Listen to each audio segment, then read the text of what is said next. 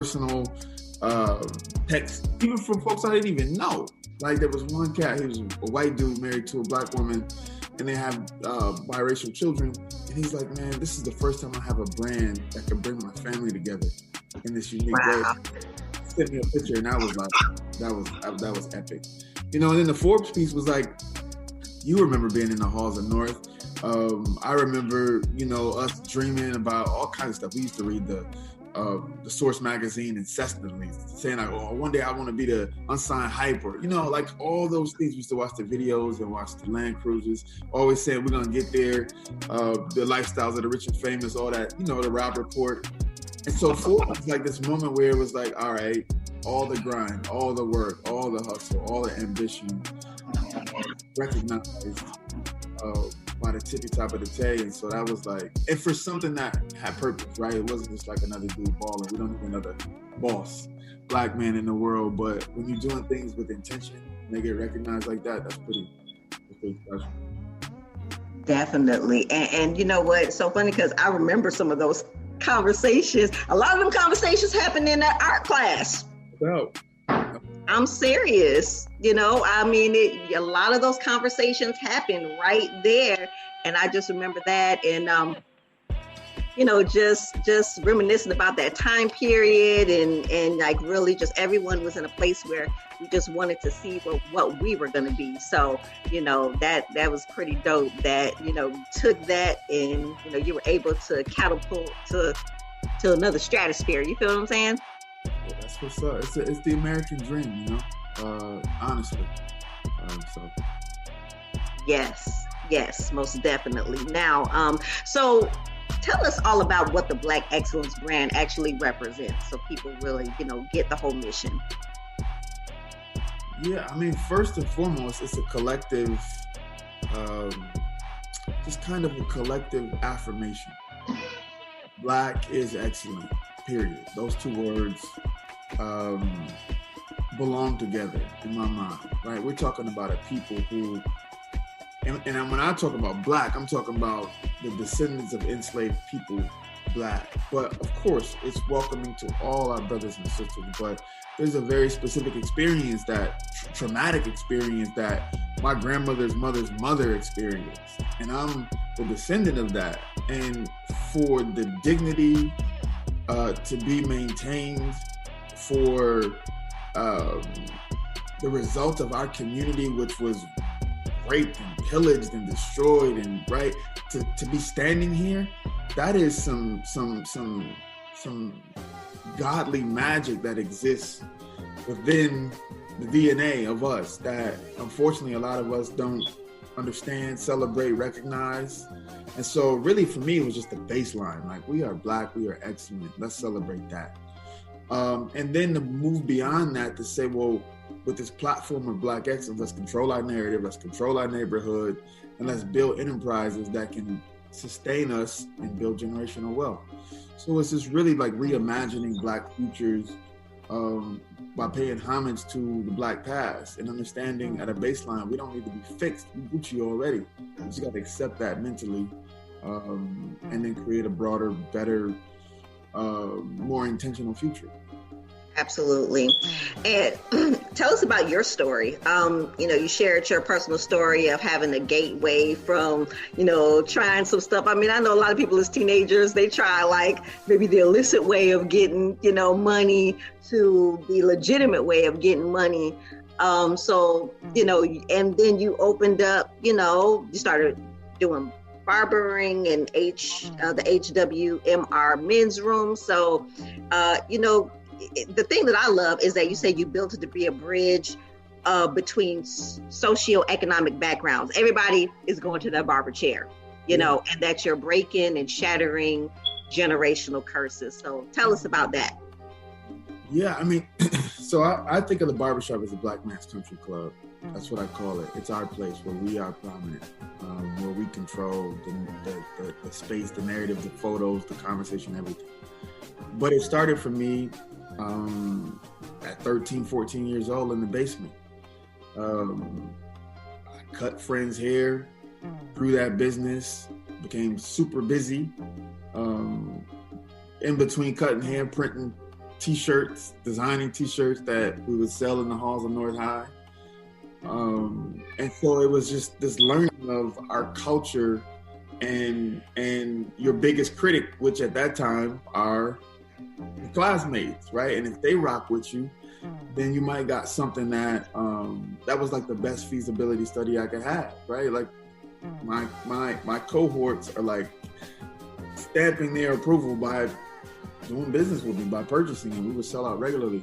And so as I got older, I always just had this affinity for what the barbershop represented for me personally, which was freedom. I didn't have to go punch a clock. Yeah, I had to, my customers are my boss, but I felt this liberated feeling, like almost like hustling on the block. You know, you give a service, you get a reward immediately. And so as I got older, I realized that my kind of superpower, magic space, was the barbershop. But how do I do that as an adult?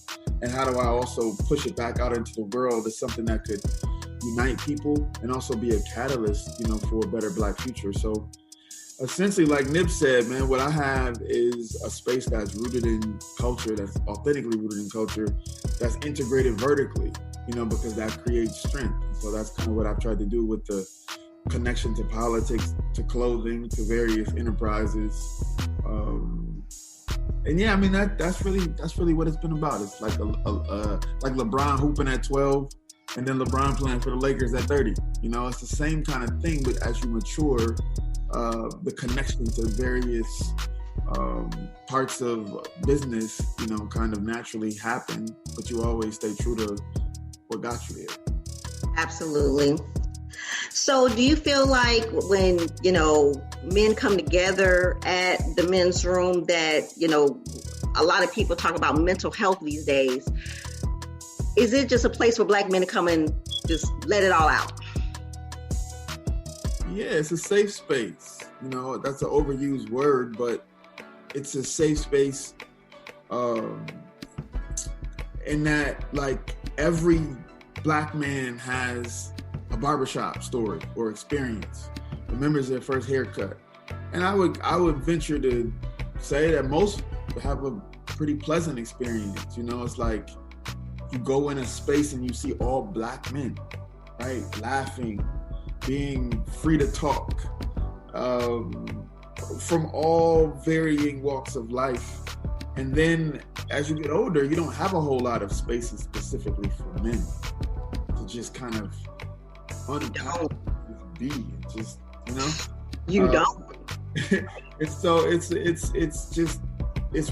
one of the few places throughout American history that's kind of remained intact, and very specifically what it was meant for is still what it exists as, and it's still our place first. And so yeah, I think it's just, no matter who it is, whether it's Barack Obama or whether it's a little kid that maybe fell in school, they all feel like they can go to the shop and just talk.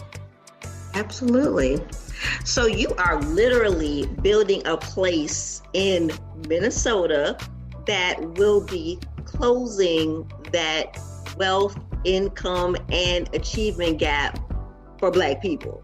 So tell us about Camdentown. Like, this is so dope to me. The basis of all American life, all human life, really is place, right? Where you from? What did you learn from the village that you were born into? And then what is your rites of passage, both financially, socially, emotionally, spiritually, physically, that informs who you to become and throughout life? We know that place for Black people has been defined as the ghetto, the hood, right? Like all things that aren't really necessarily associated with safety and prosperity and goodness. You watch Black movies, you know, things that we grew up watching, from Boys in the Hood to Minister Society. It was always about the degradation of and the trauma that it just existed from just living, right? Like, you know, yeah. Like, that I don't think that I know is not like what we want to be known for and as. And so right. I think about places like Harlem in the 20s, where because we had to be together because we had no choice, we made the best of space. And because Black people emote culture, and we take something that was meant to destroy us and make it beautiful. We are the architects. Amen. So if you say, well, because American life is place, well, we are where we are. These stats exist, disparities exist because of lack of place, lack of safety, lack of generational excellence. So for me, the baseline to all of this is we have to resurrect that place. And so Camdentown is the place that we're going to fuel and fill with culture that will catalyze Black excellence.